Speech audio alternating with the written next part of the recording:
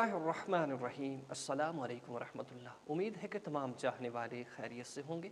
अल्लाह रब्बुल इज़्ज़त आप तमामी अहबाब को खुश व खुरम रखें। अल्लाह रब्बुल इज़्ज़त के फ़ज़ल करम और शुक्र के साथ आज की इस वीडियो का आगाज़ करते हैं। आज मैं आपको बताने जा रहा हूँ कि शब मेराज की रात गुस्ल करना कैसा। शब मेराज की रात को गुस्ल करना चाहिए या नहीं।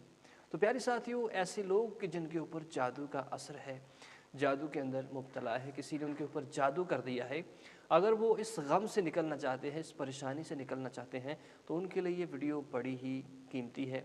ज़रूर इस वीडियो को पूरा देखें। तो प्यारे साथियों, उससे पहले ज़रूर अगर चैनल पर नए हैं तो चैनल को सब्सक्राइब कर लें और वीडियो को लाइक ज़रूर कर दें। यही मोहब्बत और आपका प्यार है। तो प्यारे साथियों, शब मेराज 27 रजब की रात कि जिस रात अल्लाह ने अपने हबीब को अपने पास बुलवाया, तो उस रात के अंदर गुस्ल करना यानी कि बेरी के पत्ते 7 पत्ते लेकर पानी के अंदर डाल लीजिए और गुस्ल कर लीजिए। गुस्ल आपने ज़रूर करना है। गुस्ल जैसे भी हो ख़ुद भी करें और अपने अहल व अयाल को भी करवाएं। इंशाअल्लाह रात के आखिर हिस्से में आपने इसका ये अमल करना है। अमल करके 2 रकत नमाज नफल सलातुत तौबा, 2 रकत नमाज सलातुल हाजात और 2 रकत नमाज गुनाहों से बचने के लिए, जादू से बचने के लिए आपने ज़रूर अदा करनी है।